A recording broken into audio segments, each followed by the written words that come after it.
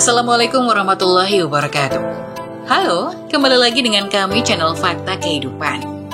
Kemarin sudah banyak banget yang komen-komen, bahkan mengirimkan cerita untuk dibawakan.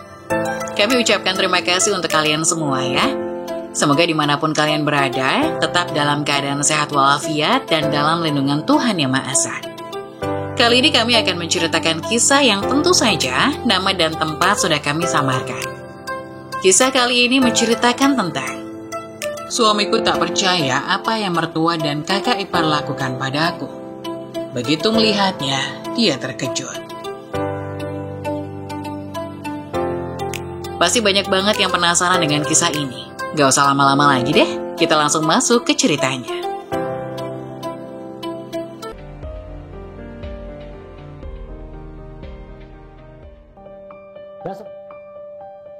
Suamiku tak percaya apa yang mertua dan kakak ipar lakukan padaku.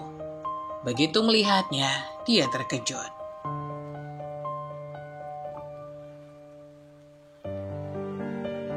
Arya adalah pria berusia 27 tahun yang baru menemukan tambatan hatinya. Ia jatuh hati kepada perempuan temannya bernama Intan. Keduanya bertemu saat di pernikahan temannya. Dari situlah mereka akrab. Hubungan keduanya terus berlanjut hingga memutuskan untuk menikah. Lika-liku perjalanan hingga ke pelaminan tak semudah membalikan telapak tangan. Bahkan setelah menikah, bukan berarti sudah bisa leha-leha.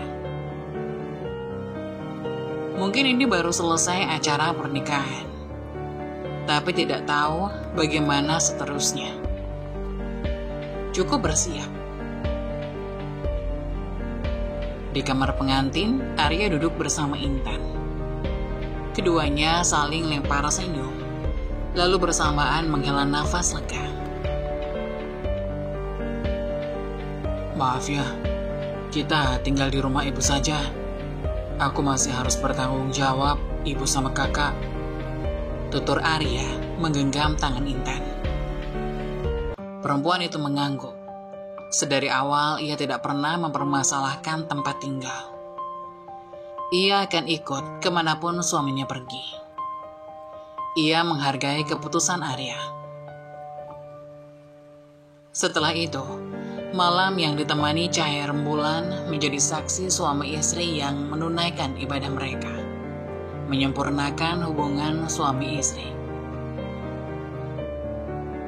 Keesokan harinya, Arya menuntun Intan memasuki rumahnya, membawa barang-barang perempuan itu ke dalam. Mulai melepas status privasi kamarnya untuk sang istri, menjadikan kamar miliknya sebagai kamar mereka berdua.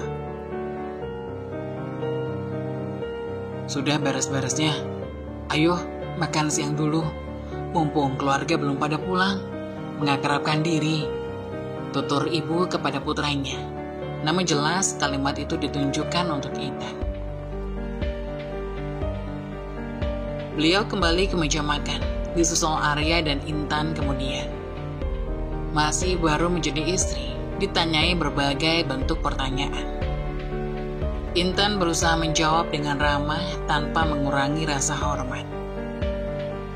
Besoknya, Intan bangun sekitar jam 3 malam. Entah karena tidak bisa tidur lantaran tempat baru, atau memang respon badannya yang mengajaknya bangun pagi. Ia tidak menyiapkan kesempatan ini.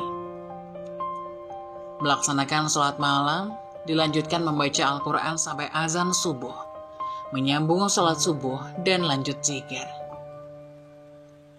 Dirasa cukup, Intan berpikir hendak membuat sarapan sebagai salah satu usahanya untuk mengakrabkan diri dengan ibu mertua dan kakak ipar. Begitu sampai di dapur, menyadari sudah pukul 6 pagi. Namun belum ada tanda-tanda penghuni utama bangun. Ia memasak sayur bening serta menggoreng tempe. Perpaduan yang pas menurutnya. Begitu meletakkan tempe terakhir ke piring, terlihat ibu mertua mencapai dapur, menyeduh air putih hangat untuk diminum. Menyadari ada Intan di dapur, ia melihat meja makan yang tersedia masakan menantu barunya. Kemudian ia menatap perempuan itu. Entah apa yang beliau pikirkan. Namun, Intan merasa ibu mertuanya tidak menyukai dirinya. Keluarga kami tidak biasa sarapan, lambung akan terasa sakit, ucap ibu mertua, kemudian pergi membawa gelas kembali ke kamarnya. Apa yang beliau katakan ternyata didengar oleh Arya serta Ika, kakak iparnya. Mereka menatap Intan. Tatapan Ika persis seperti ibu mertua. Berbeda dengan Arya yang tersenyum padanya.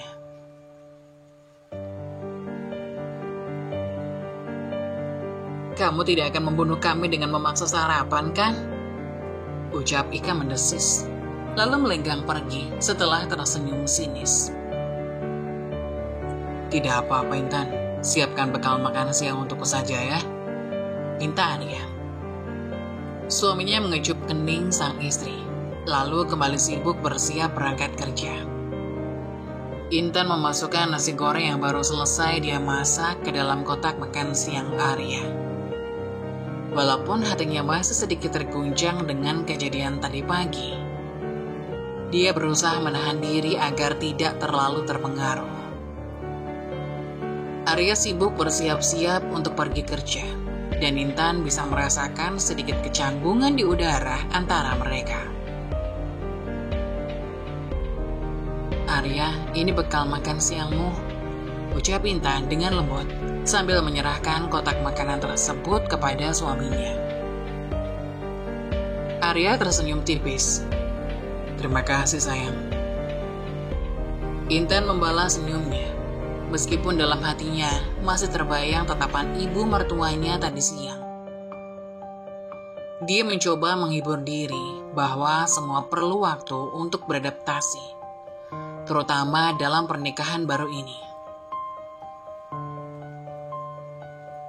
Saat Arya pergi, Intan kembali ke dapur untuk membersihkan peralatan masak.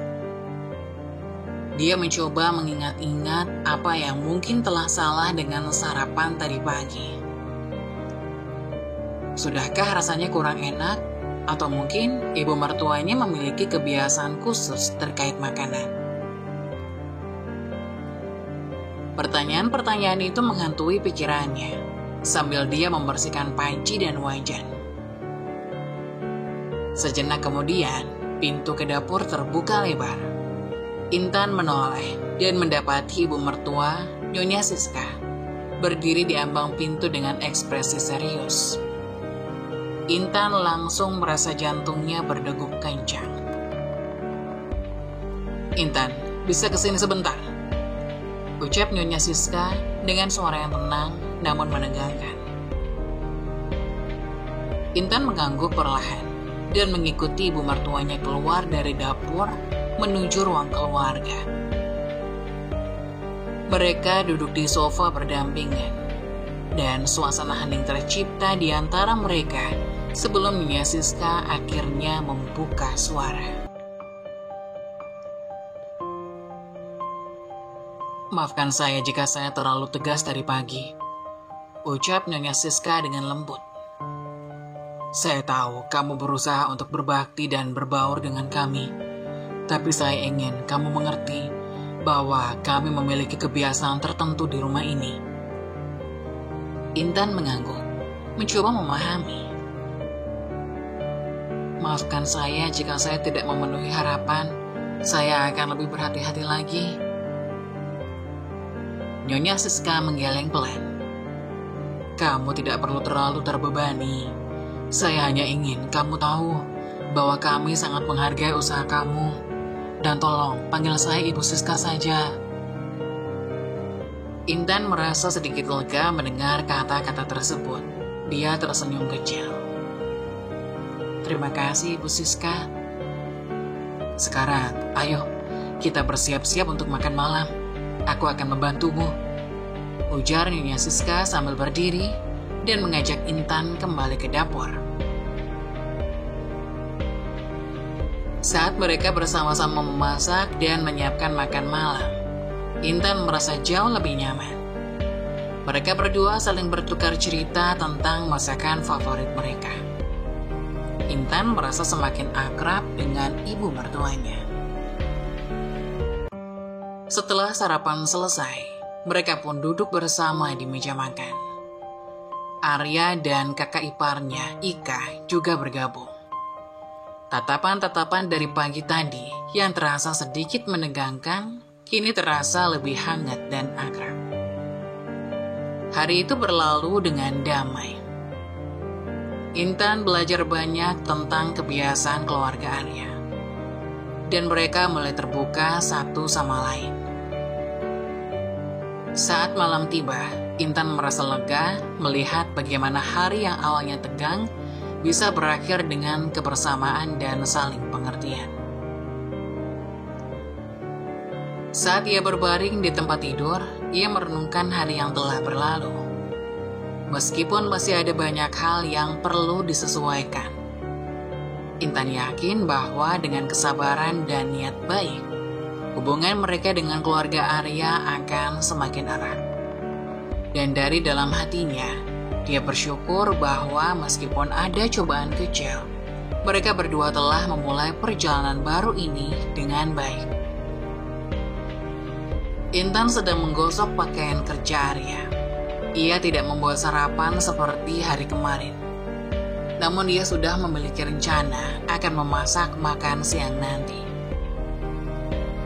Begitu selesai dengan satu kegiatan, ia berganti membereskan kamar, melakukan kegiatan yang lainnya hingga menjelang siang. Dengan bersemangat, ia sampai di dapur, meracik bumbu-bumbu untuk masak. Keahlian Intan berada di meracik bumbu.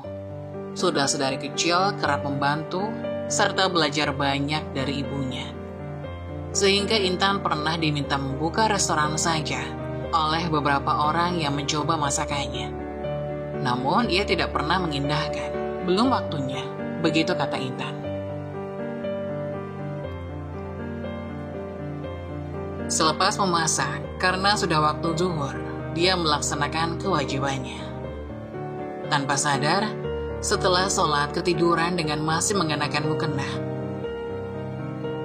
Beruntung tertidur di kasur karena sebelumnya tengah mengecek ponsel, hingga keterusan bermain ponsel dan ketiduran.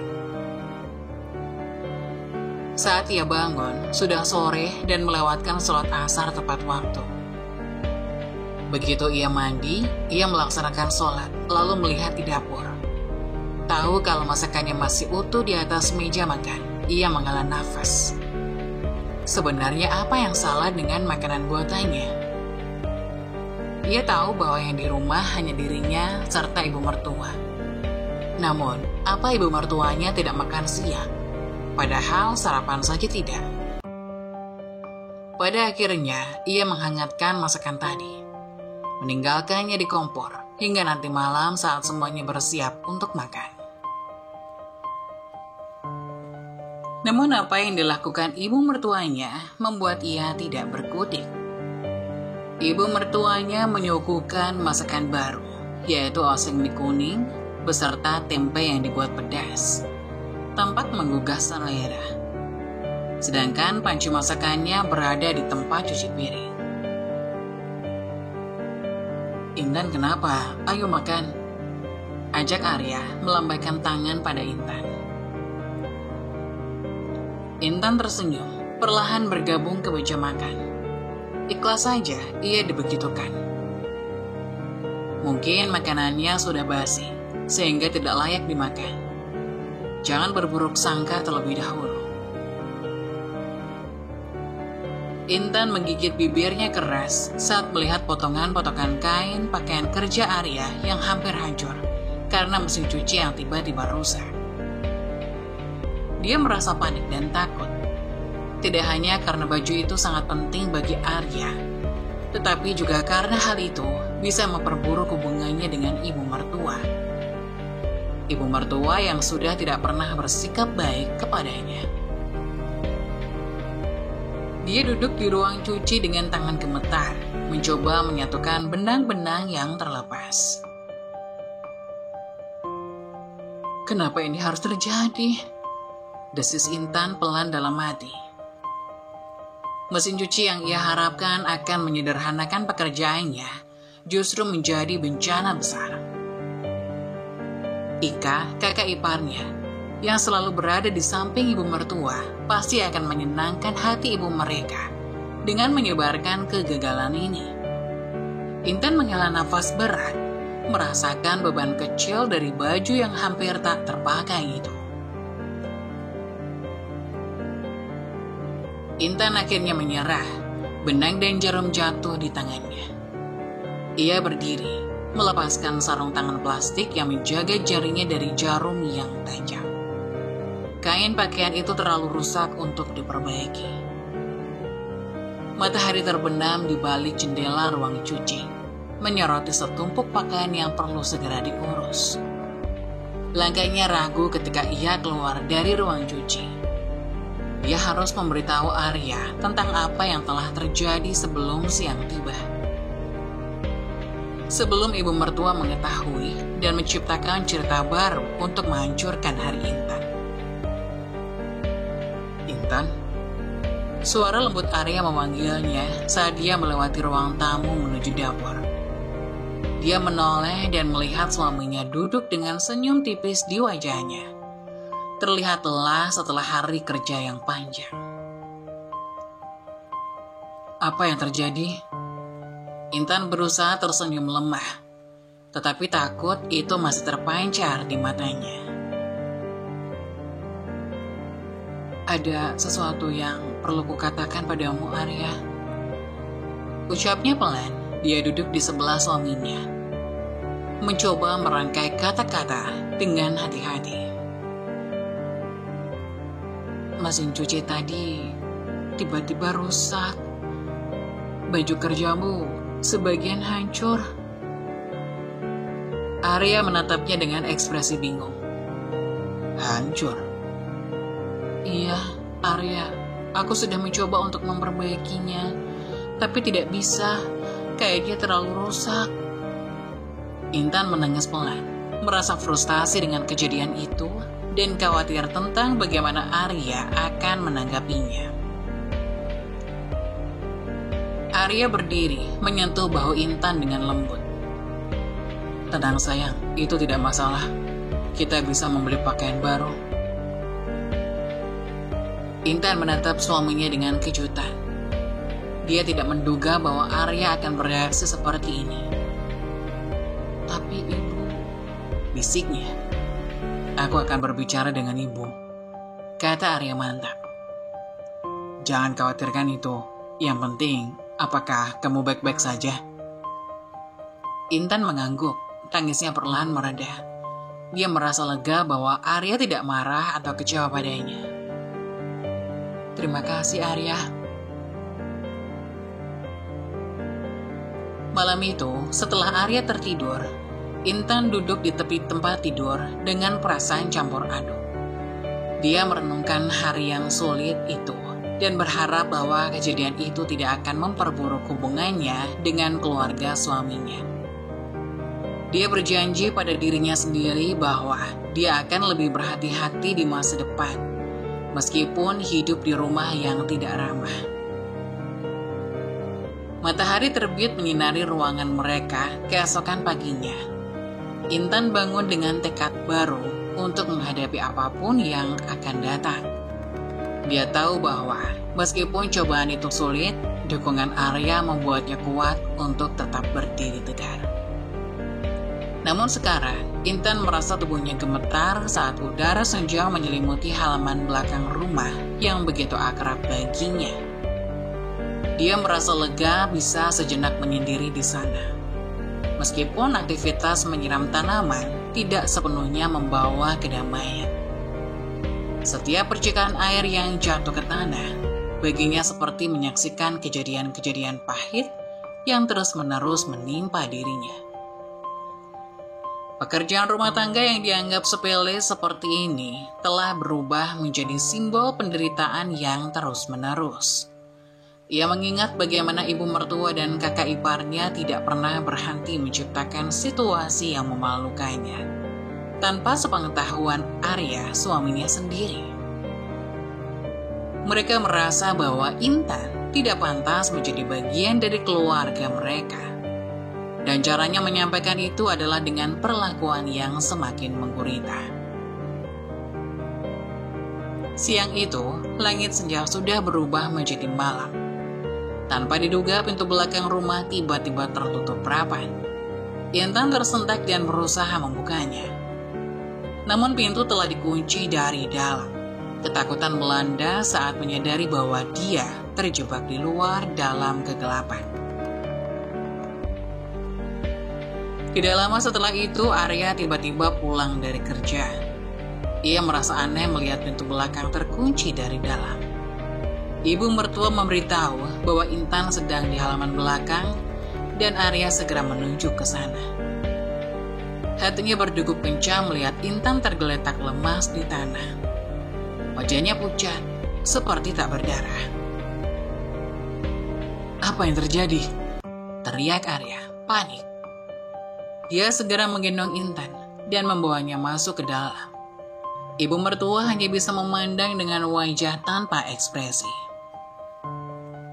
Dalam perjalanan ke rumah sakit, Arya merasakan detak jantung Intan yang lemah di dalam gendongannya. Dia mencoba menguatkan diri sendiri, tetapi pikirannya terus memainkan adegan-adegan yang terjadi belakangan ini. Intan yang terus-menerus ditekan dan dibully, sampai-sampai harus mengalami kejadian tragis seperti ini. Setiba di rumah sakit, dokter segera merawat Intan. Arya duduk di ruang tunggu, menggigil dalam ketakutan yang tak terucap. Beberapa saat kemudian, dokter datang mendekatinya. "Maaf Pak Arya, kami telah melakukan yang terbaik untuk menyelamatkan bayi, tapi kondisinya tidak memungkinkan," ucap dokter dengan nada sedih. Arya terdiam. Tangannya gemetar saat mencoba memahami kata-kata dokter. Dia tidak bisa mengucapkan sepatah kata pun. Semua terasa hampa di dalam dadanya. Malam itu, di kamar rumah sakit, Intan terbangun dari tidurnya. Dia merasa kehilangan yang begitu dalam. Bukan hanya atas kehilangan bayi yang belum sempat mereka lihat bersama, tetapi juga kehilangan rasa aman dan martabat sebagai seorang wanita. Dia menangis tanpa suara. Hatinya hancur oleh semua yang telah terjadi. Sementara itu Arya masih duduk di ruang tunggu, matanya kosong. Mencoba mencerna semua yang telah terjadi. Dia menyadari bahwa pilihan yang telah dia buat untuk mempertahankan hubungan keluarganya telah mengorbankan kebahagiaan dan keamanan Intan. Dia tahu bahwa dia harus melakukan sesuatu untuk mengubah segalanya. Untuk kali ini, dia harus berdiri tepat di samping Intan, memastikan bahwa keputusan yang mereka ambil ke depannya tidak akan mengulangi kesalahan yang sama. Di bawah cahaya redup lampu ruang tunggu rumah sakit, Arya mengambil keputusan yang sulit, tetapi tidak dapat dihindari. Dia akan berbicara dengan keluarganya, tidak peduli seberapa sulitnya hal itu. Karena kali ini, yang terpenting baginya adalah memastikan bahwa Intan tidak akan pernah lagi merasakan sakit yang dia alami.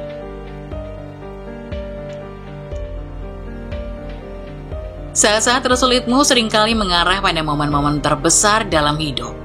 Teruskan. Situasi sulit pada akhirnya membangun orang yang kuat. Mengeluh tidak akan pernah bisa memperbaiki keadaan. Bersemangatlah dalam menjalani hidupmu dengan ikhlas dan kesabaran. Begitulah kisah dari salah satu subscriber kita.